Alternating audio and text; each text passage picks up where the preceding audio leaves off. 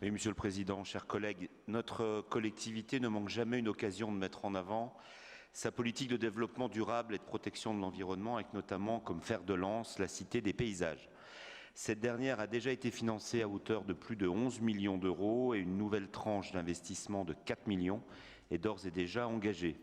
Jusqu'à 600 000 euros ont même été récemment votés en commission d'appel d'offres pour des fouilles archéologiques.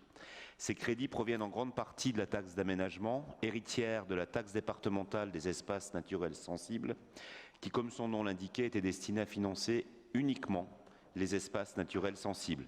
Notre département compte 165 ENS, mais à peine plus de la moitié sont actifs, c'est-à-dire qu'ils ont fait l'objet soit d'actions de valorisation, soit d'animation.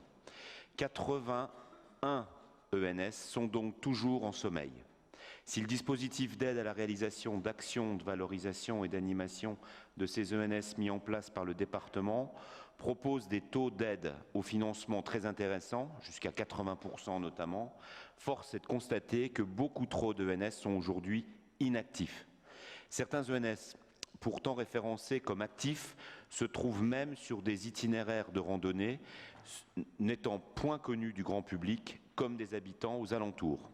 Monsieur le Président, quelle stratégie comptez-vous mettre en œuvre pour réveiller les 81 ENS inactifs et plus généralement pour mieux faire connaître ce patrimoine naturel?